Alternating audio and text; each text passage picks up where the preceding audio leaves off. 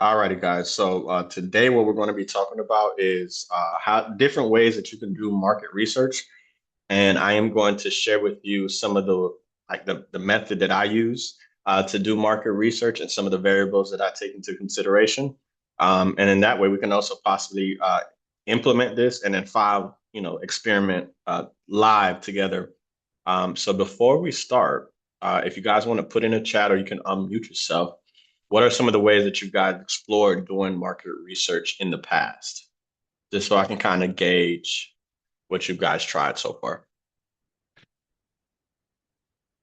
You can either unmute yourself or you could put it in the chat.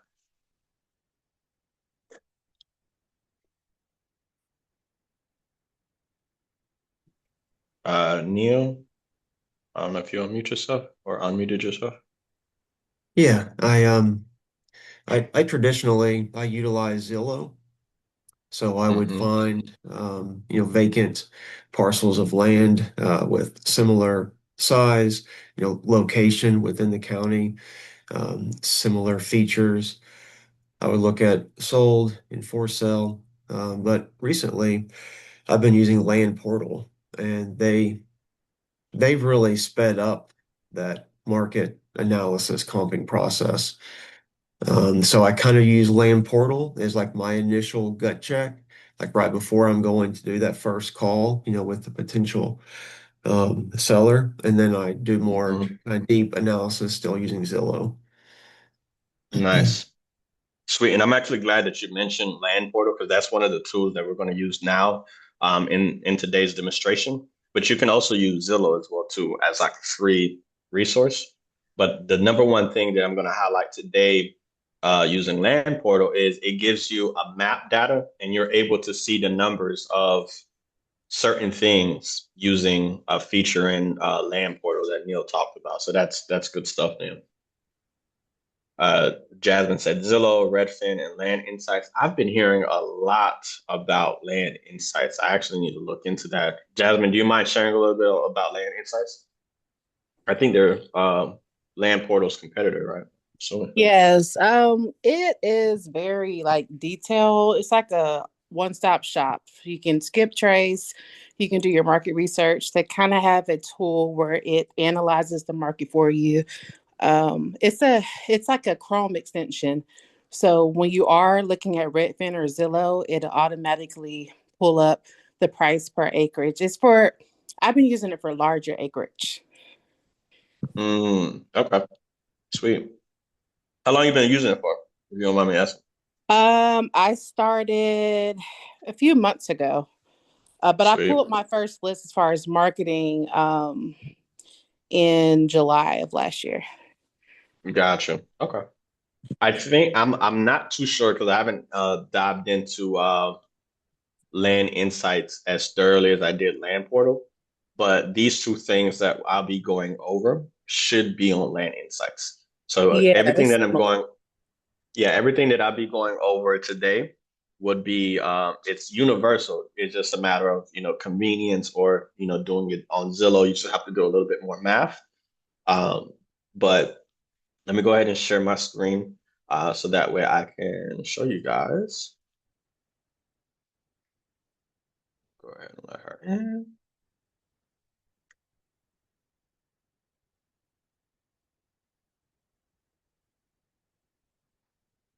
All right, can you guys see my screen okay? I'm on my laptop, so put a one in the chat if you can see my screen.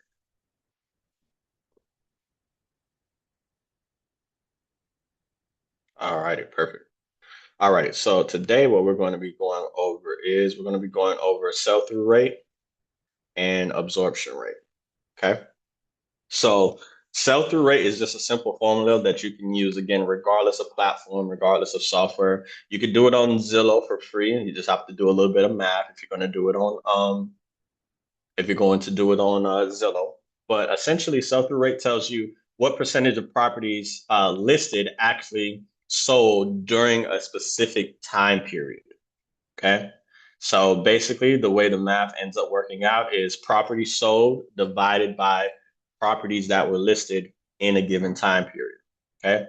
So if this is supposed to say market specific, but If there's a market that, listed 20 land parcels this month and 15 sold, that means you have a 75% sell-through rate.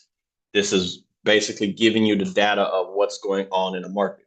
This is gauging what, like, basically how strong the appetite is for, and it actually tells you right here, this metric tells you if you're pricing competitively and if your buyer relations team is targeting the right builders, right? So on this side of the fence, you really want to focus on 70% or more. And we'll show you that using the market research tool in Land Portal, as you can see here. Okay. Anything below 50% normally indicates that lots that are getting listed in those markets are overpriced. Okay. If it's lower than 50%. And then, of course, you want to try to find a sweet spot between 60 and 80, which lets you know that, things are selling relatively quickly. Okay. This is for land. And then if you're doing houses, you want 80% or more. Anything below 40 typically, lets you know that your ARV may be a little overpriced or a little inflated. And this is something that you want to take into account. So again, sell-through rate, just to keep it easy math, is properties that were sold divided by properties that were listed. Okay. And then the next thing that we're going to go over is absorption rate. Okay.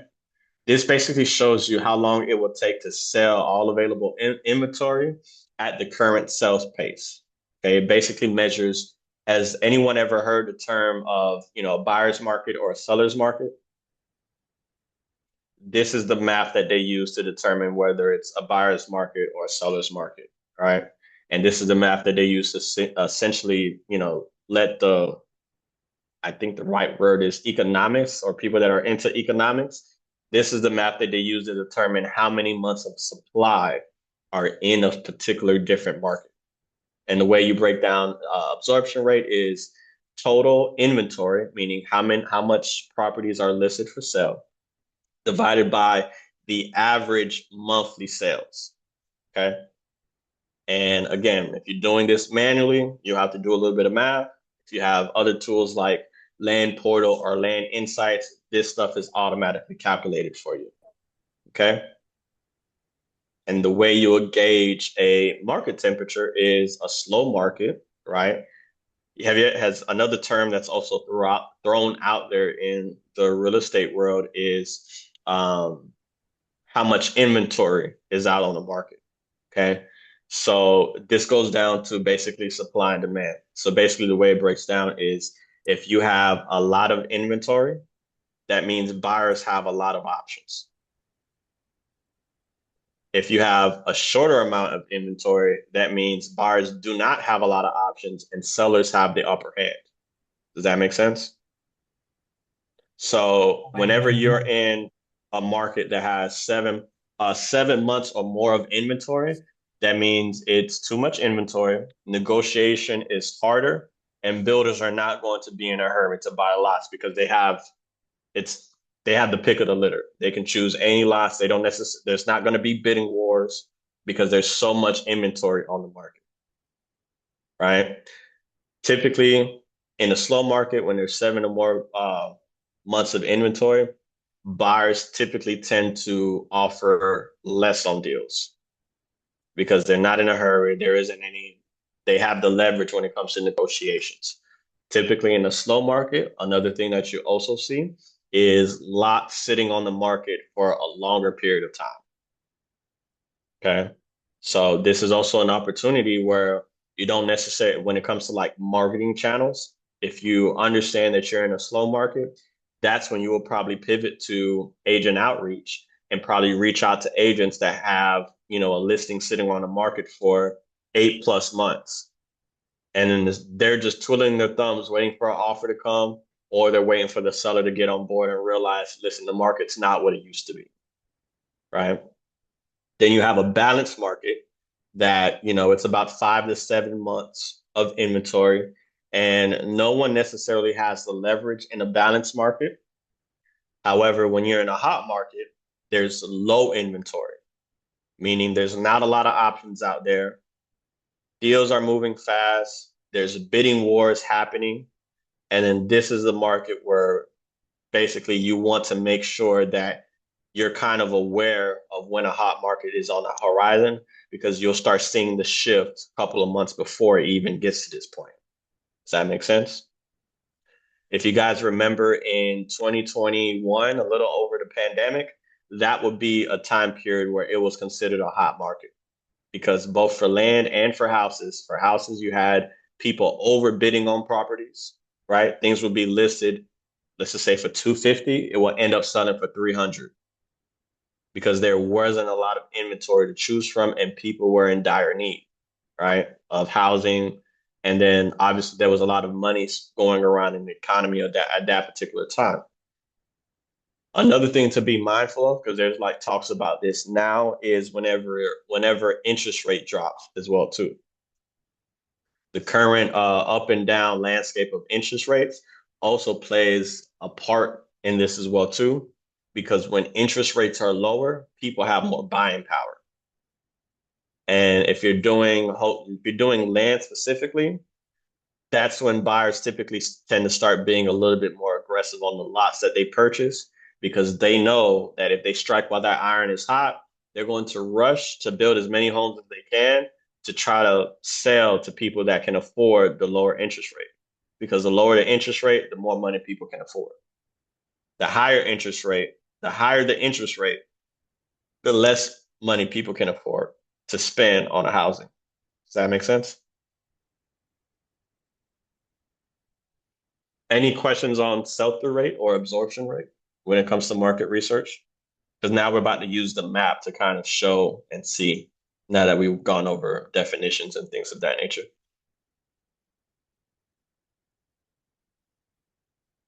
Perfect. All right. So does anyone have any markets not in Florida that they want to look in and see? We can do Florida last, but let's go ahead and let's take absorption rate and sell-through rate. And anyone want to put a market in the chat that we can go ahead and do some market research together and see what's going on in there?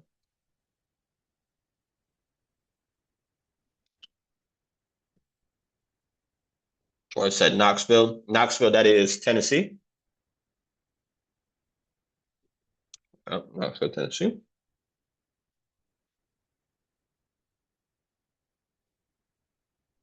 I see Arizona in the chat. We're going to do Arizona and then we're going to do Memphis. Wow. So Tennessee. Let's go ahead and zoom in on this bad boy. Let me move my Zoom screen real quick. Can I ask a quick question? Yes, ma'am. I may have missed this, excuse me. But how does this Hmm. apply to wholesaling? So it ties to wholesaling because we're doing market research.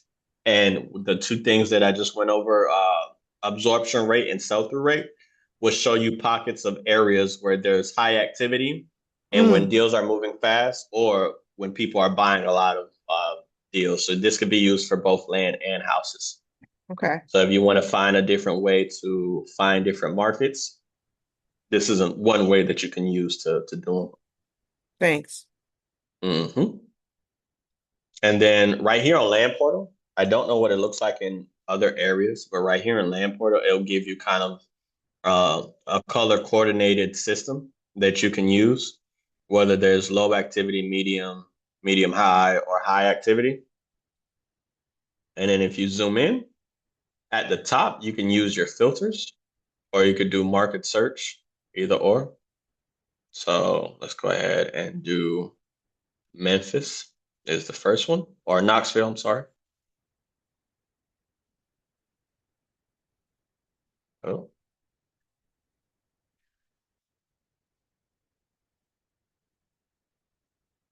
what county is Troy? What county is Knoxville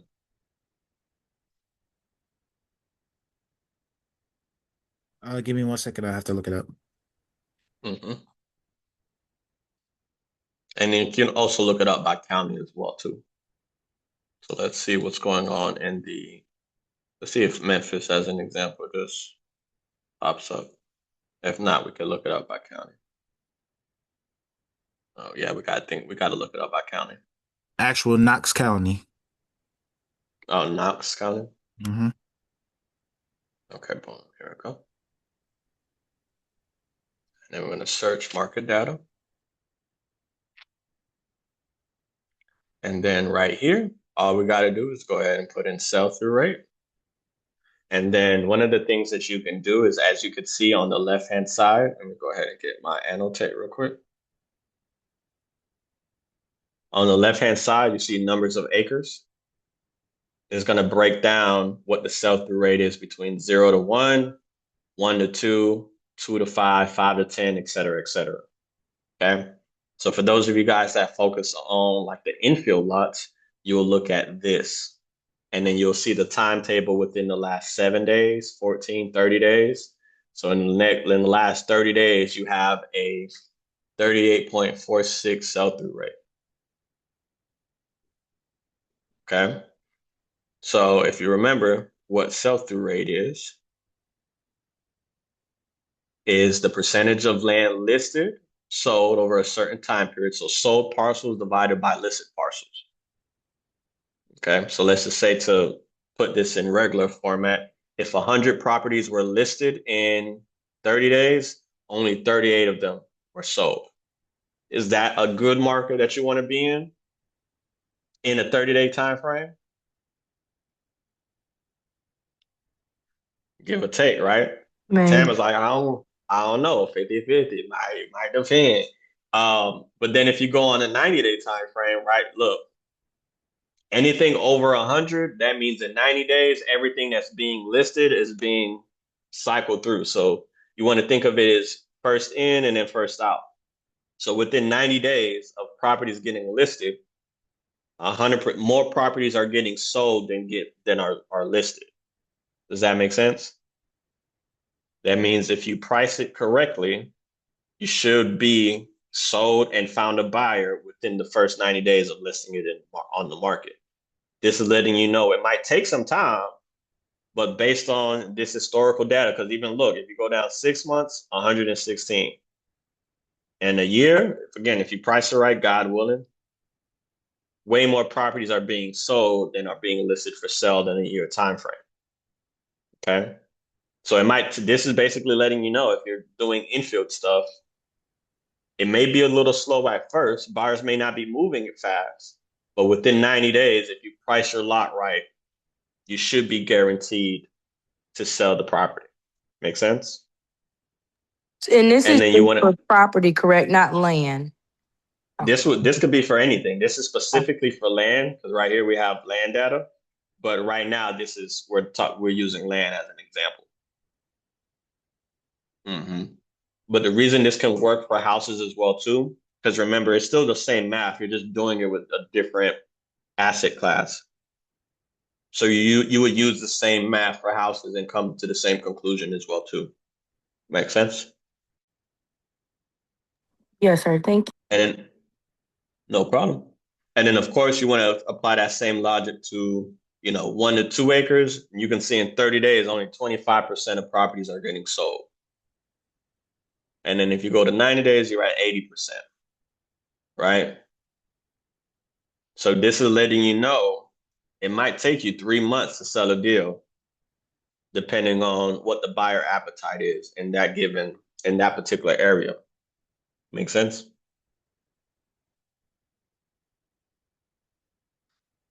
Sweet. Anybody else got any other counties that they want to look in? I'll make sure I check the chat. Troy said Knox is mid.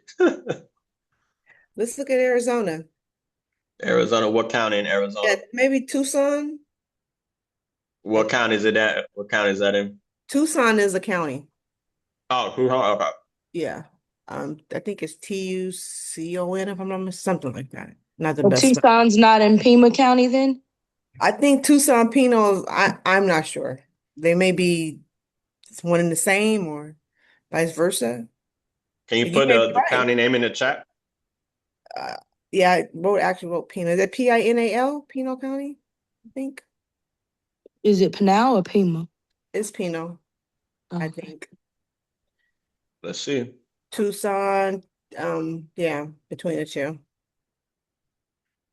Oh, yep, Pinot. Yep. All Yeah. right, let's go ahead and check that out. Let me go ahead and search. 0 to 1.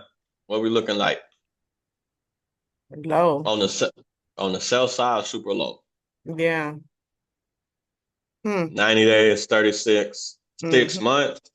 This is basically telling you that worst case scenario, it might take you 6 to 12 months to sell something here. Mm. Worst case scenario, because it's not until you get to the 12th month mark that you get 100% of the listed properties get sold.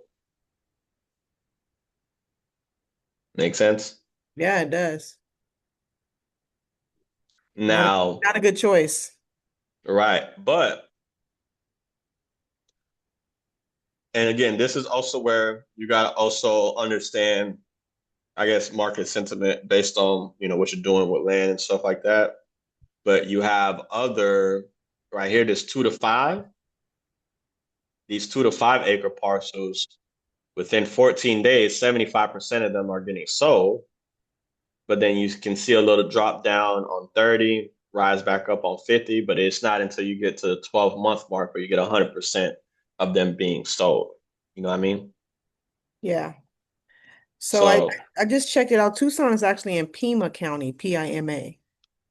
Hema, Pima, yeah. let's go ahead and look at that real quick.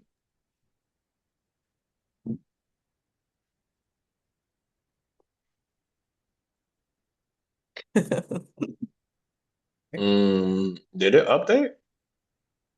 I don't see your screen. Hold on. Let me make sure it updated on my end.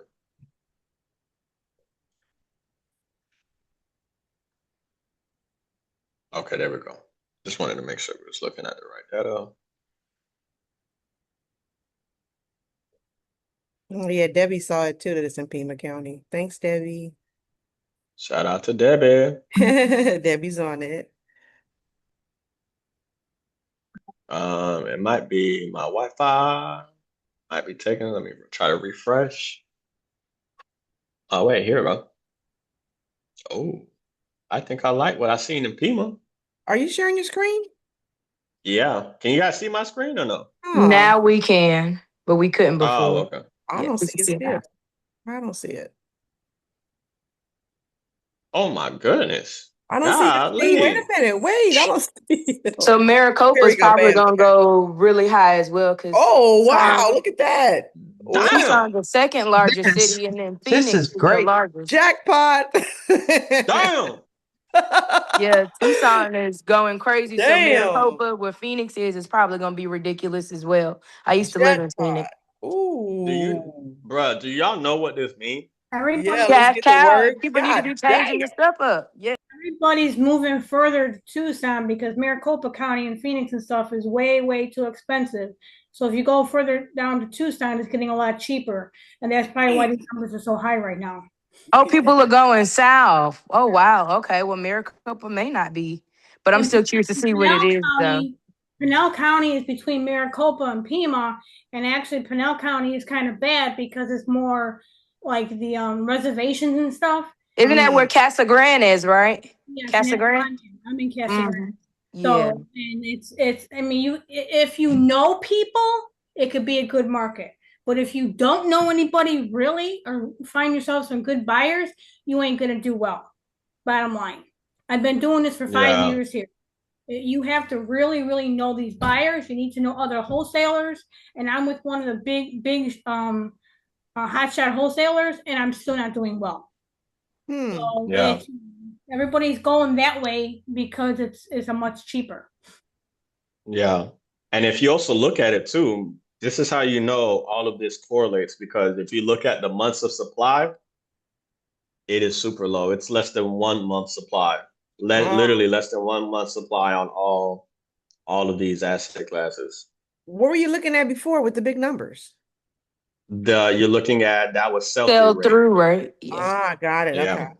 Got it. And it's in the thousands. I'm gonna be honest with you. I ain't expect that. That's crazy. I was okay with the triple digits, but this basically means, so think about this in like non-real estate terms and everyday stuff, right? This would be the equivalent of, let's just say if you were selling water bottles, you know how like 24 of them come in a pack and you put up your little water bottle stand and you're selling waters on the corner. That would mean at some point in time, you had to go back and buy like four more water bottle cases in order to keep up with how many people were buying your water bottle. That's what sell-through rate tells me. Okay, so based on the monthly filter and the sell-through rate, what does that mean for us as wholesalers with both of So those? look, if you look, because all sell-through rate is calculating how many parcels done sold, right, in a given time frame. So Mhm. remember, it's a percentage of listed land sold. So sold parcels, how many parcels unsold, divided by how many actually got listed for sale. So if we look at the count, the parcel count, or I think they should have I don't think they have it on, but they should have a maybe days on market. This is your average day on market for all of these, right? There was another platform that it's very, very similar to Landport. It was called Landstats. On Landstats, it showed you how many actually sold in a given time frame. They don't have this filter on here unless, oh, matter of fact, they put it as counts. That's what they do it. So counts, total number of parcels sold in a selected time period. So Mhm. that counts as that. That's what I was looking for. So, and this is the same thing you can do in Zillow because look, you see where it says sold versus for sale. So look, all they're doing is within 30 days, 30 properties went up for sale. Okay. And then you divide that by 532 actually sold. So that means there's what 500 odd properties were probably sold off market because you start the day with 30 water bottles, you end up selling 532. Make sense? So this is letting you know that this is a particular county that buyers are aggressively looking for deals Y'all can thank in. me. Okay. Y'all can thank me later. Y'all can thank me later. I'm just saying. Right. But now let me put a caveat to all of this, right? I believe it was Debbie, the one that was talking, that was saying this. So now when you see numbers like this, you have to expect that your competition is going to be very, very, very, very, very, very fierce. Because think about the environment that you're walking into. You got, oh wait, did we read that right? No, we couldn't do that. Oh my gosh, I'm so blown about this. This is crazy. 30 property. This is crazy. You're walking into an environment where 30 people raised their hand and said, I want to list with the agent and sell my property. And in that same time frame, you got 532 people that end up selling.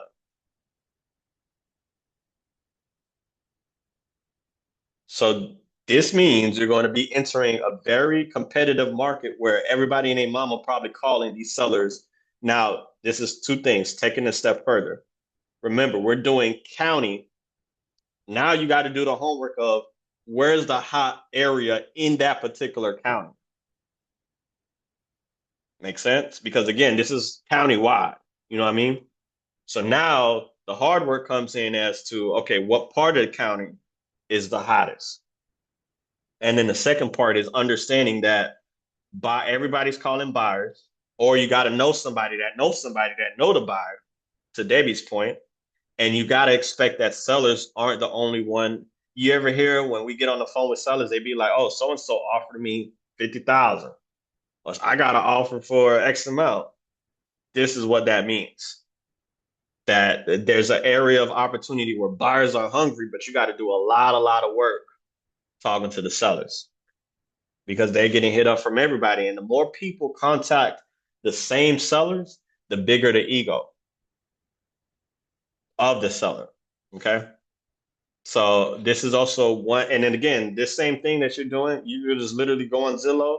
Somebody, if you're in front of your computer, you can go on Zillow, go to type in Pima, Arizona, and then all you got to do is literally toggle between for sale and sold and change the time frame, and you're going to see this exact same thing because that's what sell-through rate is calculated. Numbers, sold parcels divided by how many parcels were listed. Does that visual make sense? Another thing to make this a little bit less strenuous, but it still, it still requires a decent amount of work is agent outreach will probably be your best friend in this county. You know what I mean? So if you get properties locked up at a good price and you know how to run your numbers on like, hey, this is what land is typically going for. This is what I have it on the contract for. You partner with the agent, you get the property listed or whatever, whether it's a flat fee or whatever the case may be, or if you know, to Debbie's point, wholesalers or other people in that same arena that's already transacting in that area, your deal should move relatively quickly within the first 14 days. Right. But again, you got to do very thorough work on finding the sellers that are willing to be cooperative. Right. So it is very enticing and exciting to see the numbers, but one, be mindful of the work that, comes along with it. And then two, being mindful of you got to do more than your average person. Sending a couple thousand texts is not going to cut it because they probably get 10, 20 texts a day. So you got to be a little bit more creative in your lead generation.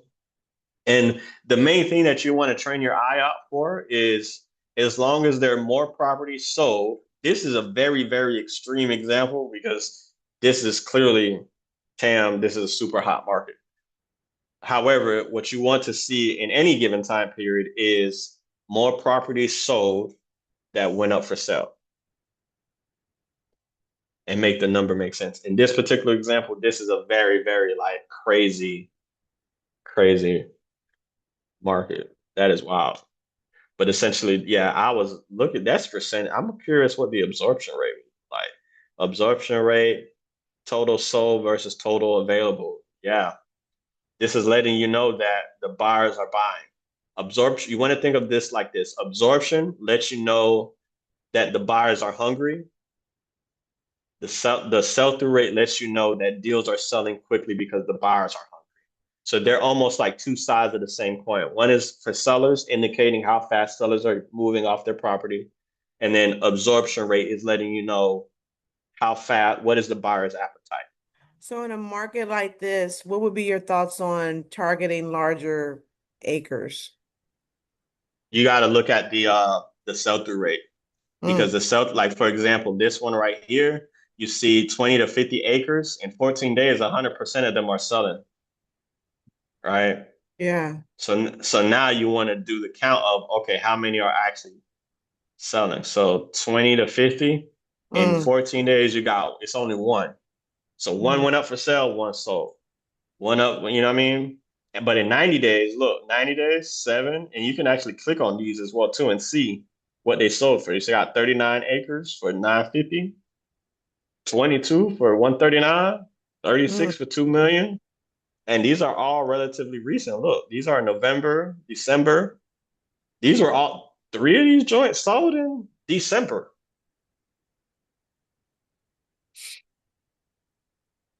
Can you see the So buyer here that too? Can you see the buyer too? I wish. But you matter of fact, hold on, low key. You can view, let's see. Damn. Oh, they snap with this. I didn't even know you could do this. Look, they gonna take it to the property that sold. Turn up. And then you can reach out to the agent and ask though. Just reach out to the agent. They sold this joint for 2 million. It's the red one, the one outlined in red? Yeah. Dang, that's awkward shape too. Yeah, I have no idea Wow. but it's probably this too though. Look, they got this little road going in, little scribble. And then it's probably a house to be honest, because it looks like they built right here. Wow, this is very And they own all this. And again, and it also just for more context, so this is also a good example to kind of like bring in some more context is, you know, obviously you want to look for this in, infield and stuff like that. But if this being a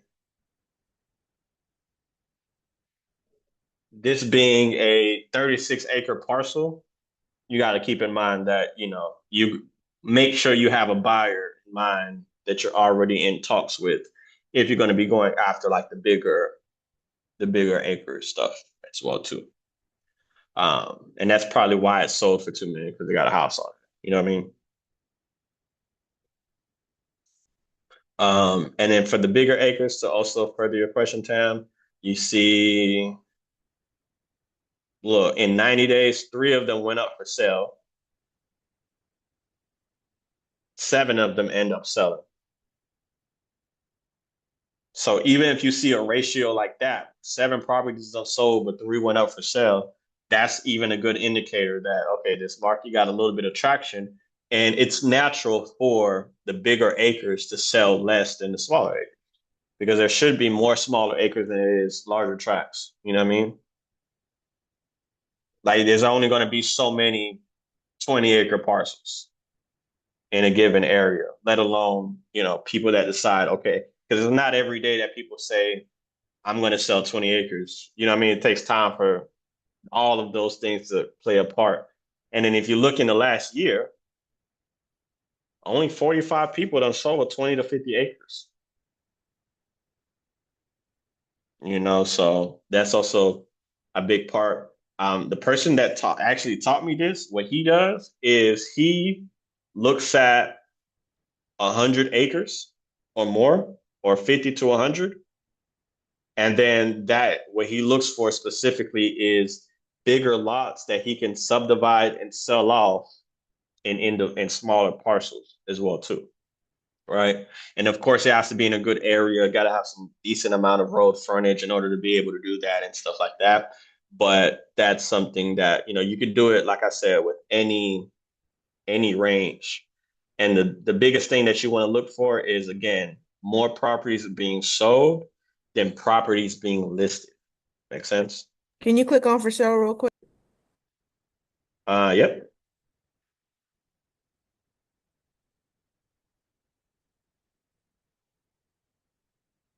hmm And then you can also, again, you don't have to use Land Portal for this. You can use Zillow, and then Zillow will give you these same metrics. But you can clearly see that in this particular county, you just got to find the hot zip codes. 0 to 1, you got 1,000 parcels being sold, 0 to 1 acres in this particular county. It's a lot of parcels. Divide that by 12. That lets you know how many properties are being sold. So in your experience, when in these type of markets, are builders like, do they offer more competitive numbers for buying? It Or do depends they what area you're in. yeah, okay. Yeah, it depends on the area. So when I started implementing this, I found an area, Okeechobee, it's in Florida, and you want to look at this from the standpoint of like I know we're taught like builders, right? This applies to anybody that got cash for grass. Low key, this is where I got the saying, if they got cash for grass, I'm on their ass. That's where I got that term. Because you want the reason you want to think about it like that is this is not saying what this is not telling you is it's not saying 13,000 builders bought 0 to 1 acres. Are builders included in this number? Absolutely. But then you also got some people that just wake up and say, I want a piece of land. Mm-hmm. And those can be your buyers as well too, just the same way builders can be. So this actually lets you know, like it expands your buyer pool if you think in terms of who will be the buyer for this instead of who will be the builder for this. Mm. Because the lots that I was selling in Okeechobee, no builders bought them. It was just all random people that wanted land that was already working agents. And I think it was only one that he was more so like an investor. He wasn't like buying to build on. He was buying. He just bought land just to hold on to them. That was his thing. You know what I mean? So just start thinking in terms of where are the buyers at? Where's the demand that buyers have an appetite for? And then in that, of course you will have, some builders in the mix here and there, but start thinking in terms of who can, where are the buyers at that I can be of service to and sell deals to. Thanks. No problem. Any other questions? Anyone got any other markets they want to look into?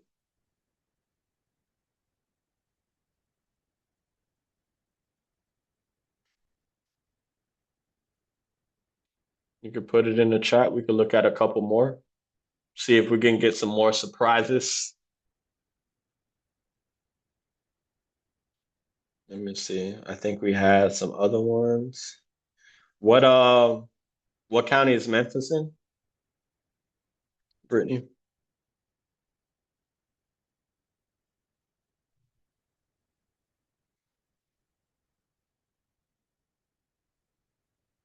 Can somebody look up what county Memphis is in? If you guys don't mind. Shelby. Shelby? Appreciate that, Troy. No problem.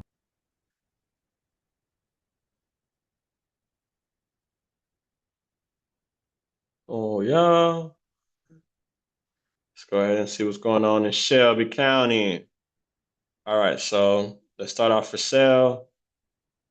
Okay, Shelby's a little bit slower, and I just was looking at the 14 days. So in 30 days, 727 went up for sale.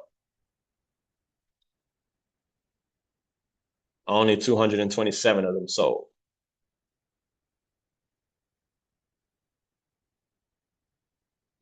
We duck hunting in Shelby County or what? 1811 for sale in 90 days, 1300 in 90 days.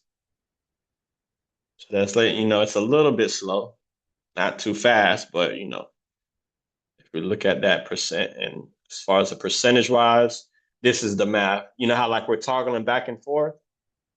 This is just doing the math for you.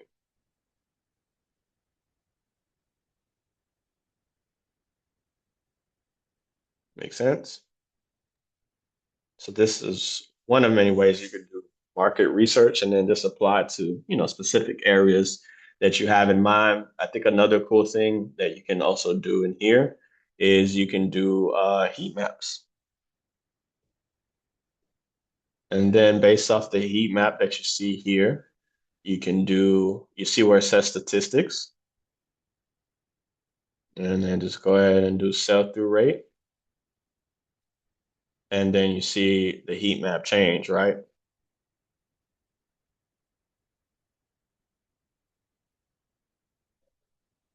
And then this is you could do it over a 12-month period, do it over 6 months, and it's going to probably change as well too. As you can see, it changed a little bit.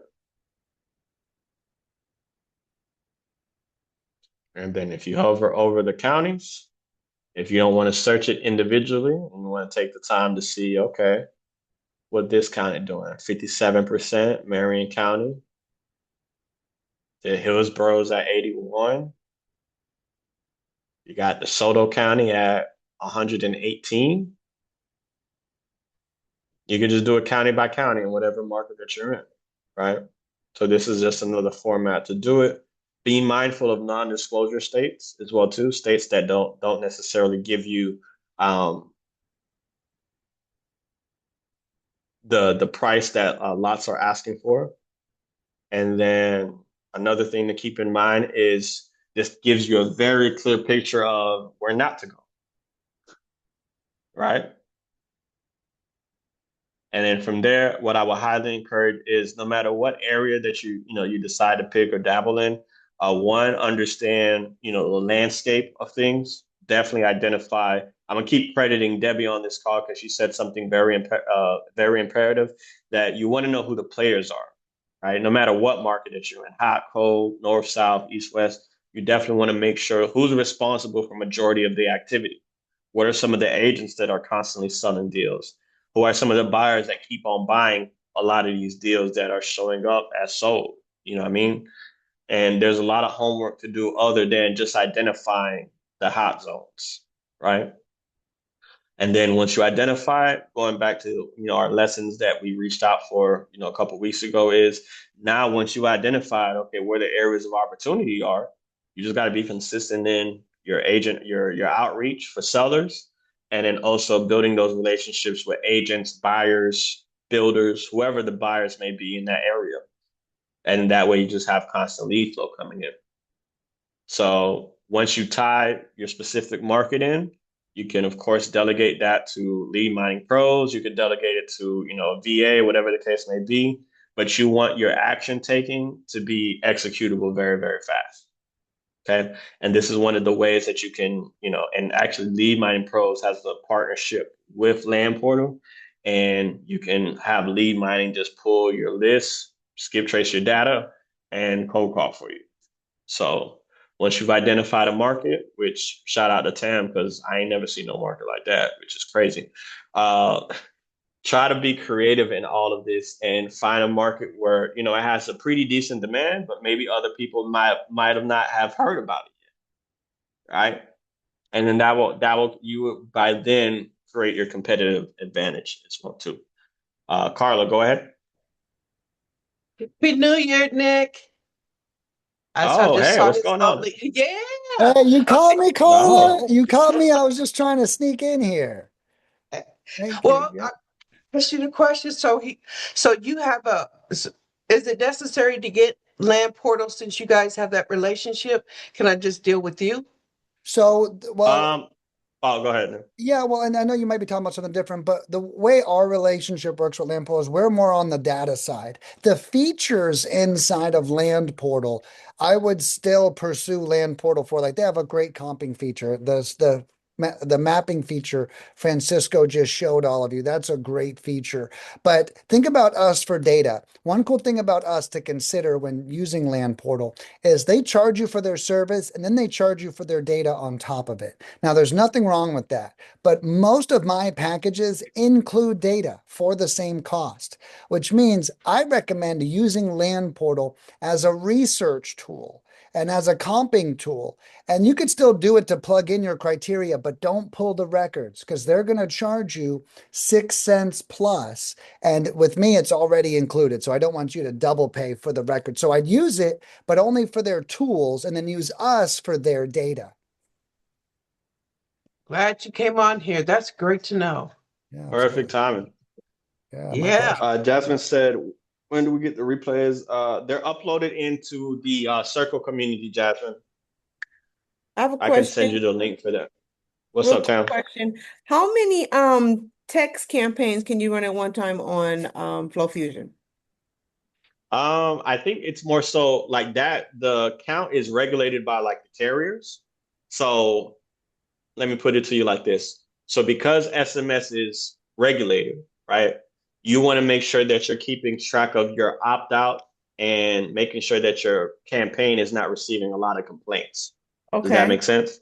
Yeah. So there's no specific number that like there's no restriction on number. There's more restriction on making sure that it's a compliance thing, that making sure that when you are sending your messages, you're making they're more concerned of making sure that people are not responding negatively to your messages. They're Okay. not concerned with how many campaigns you're sending out at one time. Got it. Thank you. Mm-hmm. Sweet. And then Jasmine, Nick also put in the link to where you can get the replays as well too. And then you can sign up for that link and see the replays as well too. Also, Nick, I'm still not getting notification of the classes with the meetings. I have to go all the way back to October to find a link. I'm not getting messages anymore. Yeah, I was actually, and you're talking about this meeting right here? Yeah. Yeah, I Yeah. haven't gotten them since then. Yeah, so what happened was like, we switched our hosting. I was actually going to talk to Francisco about this today. Yeah. Uh, right now, I think once people sign up, we don't have a big reminder system built into it. But I'm going to work on having, even if it's my own personal calendar link, that everyone just gets invited to, right? So that way it's just on all of our calendars too. But we are going to work on that. That's our next big thing, to make sure that everyone really ideally maybe gets a text and an email 1 hour before it starts, something like that, and probably a calendar event too. That would be awesome. That would be awesome. Sweet. Any other question, guys, before we wrap up? I know we went a lot in on market research. We got some really good stuff. Thank you for Debbie for the input, and also Tam. Tam, everybody's gonna Tam, you're gonna have everybody in Pinal, what that was, Pinal County? Pinal County, probably. Yeah. Yeah. It was Mhm. Pima. Oh, Pima. Oh, Pima. Pima. Yeah. So everybody's gonna do. Oh yeah, y'all could thank me now. Actually, no, just Don't thank me later. Thank me now. Right. Sweet. One more sweep of questions before we wrap up. Thank you guys for another amazing call, as always. Was thanks, this helpful for Francisco. you guys today? Good. Sweet. Love you guys. You guys are always knocking it out the park. I tell you, I love you guys dearly. You guys are amazing. Thank you No guys. problem. Sweet. Alrighty, guys. Well, we'll go ahead and wrap up for today. As always, you can meet us back same time, same place.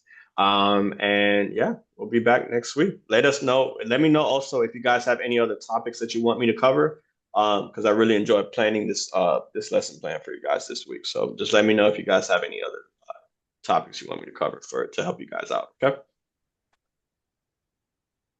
See you guys. Sweet. Thank you. All right, guys. Mhm.